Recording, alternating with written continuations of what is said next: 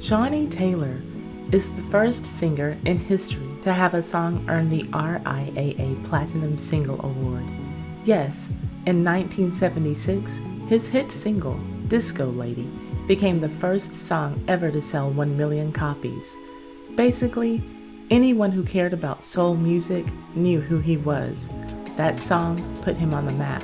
There has never been a dispute about his musical talent, but there was a dispute about the paternity of 3 of his alleged children.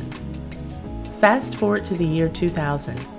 Johnnie Taylor has a heart attack and dies at the age of 66. He left behind 6 children to equally divide what little was left of his estate. Those were the 6 children who he claimed. But within a couple of years after his death, DNA testing would confirm that he had 3 more children who were his lawful and rightful heirs. Why did he go his whole life without publicly acknowledging all of his children? Let's get into it. But first, if you like these videos about your favorite and most scandalous celebrities from yesteryear that make the Ty Said What Ty Said channel a time capsule for the culture, subscribe and hit the notification bell so that you can know every time that I upload one of these videos or every time that I live stream, and comment "I subscribed" in the comment section so that I can say hello to you. Now, on to why you are here. In the year 2000, when Johnnie Taylor died of a heart attack in Duncanville, Texas, a suburb just south of Dallas, he died knowing that his 6 children would equally share his estate, each child being entitled to 1/6 of what was left behind. Those 6 children were the ones that Johnnie had within the confines of his 2 marriages. The same 6 children who he regularly and openly acknowledged as his children. But just because Johnnie wanted something to be the truth didn't make it so. His word said one thing, and DNA evidence said something else. DNA testing proved that 3 other people who Johnnie Taylor never publicly claimed to be his children were, in fact, his children. They were just conceived on the wrong side of the sheets, and he kept them a secret literally until he died. This finding would lead Judge Nikki DeShazo to override Johnnie Taylor's last wishes for his children, he claimed, and rule that all 9 of his children, not only the 6 he claimed, would share what was left of Johnnie's estate. The 3 new additions to the family were Tyrone R. T.J. Hooker of Missouri, Siobhan Taylor Brown of Louisiana, and Bessie Font Bryant of North Carolina. The DNA findings were basically just confirmation for the 3 offspring in question, and what came as a relief for those 3 brought shock and disappointment to the 6 established children of Johnnie Taylor. Every last one of them had opposed granting heir status for the 3 others. What a mess Johnnie Taylor left behind for his 9 children. Here's what each of the 3 newly discovered children had to say. Newly confirmed son, Tyrone Hooker, is a singer who often served as Johnnie Taylor's opening act. He said the lawsuit was not about material gain. Instead, for him, it was only an attempt to establish family ties. Newly confirmed daughter, Bessie Fonda Bryant, said she never met her father before he died, and she didn't even have a conversation with him until she tracked him down and called him at the age of 28. I really hate seeing when children have to track down their parents. It should always be the other way around. Anyway, Bessie wanted people to know that just because Johnnie Taylor was a great entertainer didn't mean that he was a great father. She said, quote, "I think my mom said when she told him she was pregnant, that was the last time she saw him," end quote. And as far as that conversation goes that she finally had with her father, Bessie said, quote, "He said hello, and I said who I was, and the first thing that he said was, 'I know you're my daughter.' He said he always knew I was his daughter. The first thing out of my mouth was, 'Why didn't you try to see me? Why didn't you try to help my mom?' He gave the lame cardboard excuse that my mom had remarried. To me, it was just a cop-out. To this day, I haven't met any of my father's brothers. I don't know a whole lot about my father's side, and to me, it will always be a piece of me missing. It's taken 41 years to prove who I am. But this all could have been avoided if my father had stood up and been a man and faced up to his responsibility. I feel like I was robbed of a little bit of my childhood because he wouldn't do what was right." End quote. And finally, what newly confirmed daughter number 2, Siobhan Taylor Brown, told the Dallas Morning News seems to verify that Johnnie Taylor had relations with her mother when her mother was a teenager, 16, 17 at the oldest, while he would have been around 29. Siobhan Taylor Brown said she was glad the case had ended, but that the judge's ruling only confirmed what she already knew. Quote, "I had birth certificates all my life saying that Johnnie Taylor is my dad. My mother was underage. She was only 17 when she had me. That's why it was so hush-hush. She was scared to say anything, and after I got older, I just got up under her wing and I didn't want to say anything either." End quote.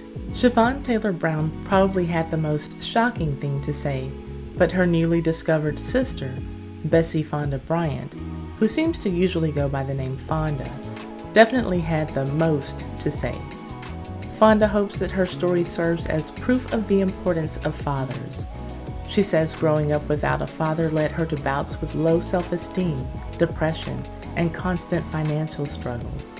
Now, low self-esteem and depression are things that a lot of people deal with at some point in their lives, whether they had good fathers or bad fathers or no fathers at all.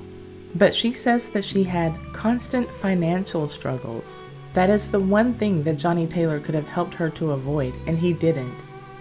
Even if he chose not to be there in her life, as a man of financial means, the very least that he could have done was to have covered all of his children financially. Fonda said, quote, "I started working at 14 at my junior high school, and I never looked back. And I think about that sometimes, of what I would have had, even if it was just the financial backing. I could have gone to school and made better grades and been a better student and gone off to college." Fast forward to settling this estate now among 9 heirs instead of 6. It took a lot of fighting, but they all got to walk away with something. At one point, things got so heated that the 3 fighting for legal recognition asked the judge to have Mr. Johnnie Taylor's body exhumed from its Missouri grave for extensive DNA testing. The request was denied. It was Jonathan and Latasha Taylor, Johnnie Taylor's son and daughter from his second marriage, who objected to exhuming Johnnie Taylor's body so that the 3 kids in question could have DNA tests performed. Tyrone Hooker, who isn't quoted as saying a whole lot throughout this case, said this, quote, "We all knew each other growing up. We all knew each other's nicknames. It's more hurting than anything else. They know who's who." End quote. He said this referring to Jonathan and Latasha Taylor, Johnnie's kids from the second marriage. Tyrone Hooker felt as though those 2 siblings, along with their mother, Jerlene, didn't want to see the 3 kids in question get anything from Johnnie Taylor. It's slightly ironic that Jerlene would be so heavily involved, seeing as she reportedly divorced Johnnie Taylor 3 weeks before he died. At this point in the story, you might be wondering, why did the 3 in question want to dig up Johnnie Taylor's body? We've already established that they had DNA tests. That's correct. But when all 3 tests came back showing a 99.999% probability that Johnnie Taylor was the father of all of those in question, those same 2 siblings challenged the DNA results, then wanted to block further conclusive testing by saying that they didn't want their father's body exhumed. You see, the 3 in question had their DNA testing using samples from 2 of the other children Johnnie Taylor claimed. Generally, sane people who weren't money hungry would have accepted those results, so their actions seemed to prove Tyrone Booker's point. Jonathan and Latasha didn't want the 3 in question to be able to get anything monetary or even to be able to prove conclusively that Johnnie Taylor was their father too.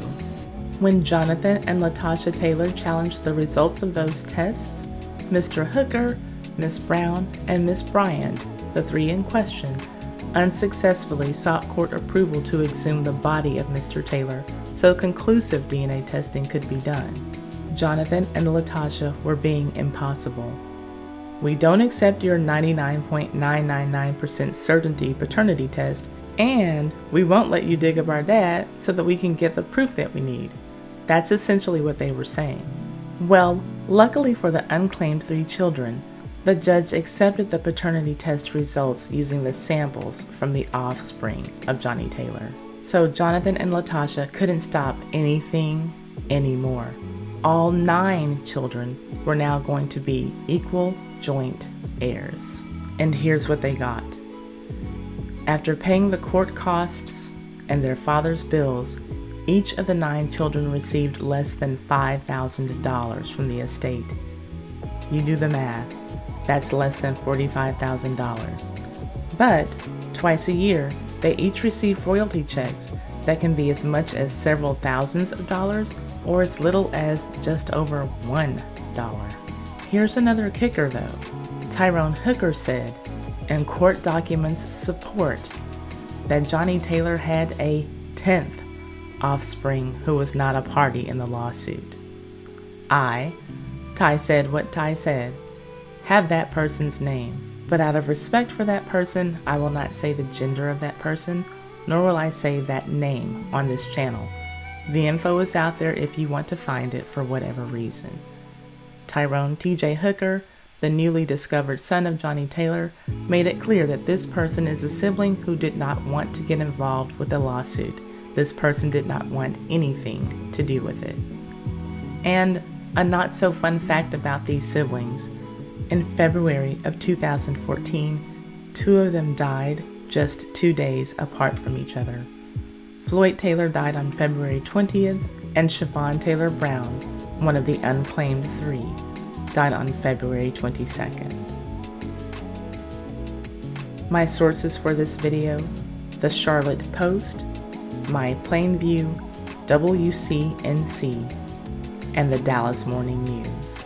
If you want text notifications so that you can get a text 15 minutes before I release a video or 15 minutes before I live stream, simply send a text to 786-632-2135 to let me know that you want text, and you will get an outgoing text message 15 minutes before I have a new video release.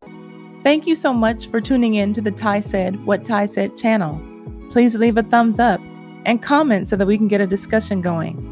And share this video on all of your social media, especially your Facebook. That really helps me out a lot. And subscribe and hit the notification bell so that you can know when my next video is ready for you. And if you don't like what I'm saying but you love it, feel free to hit that applaud button just below your video screen there and send me some donations.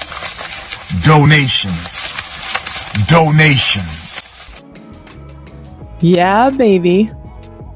See you on the next video.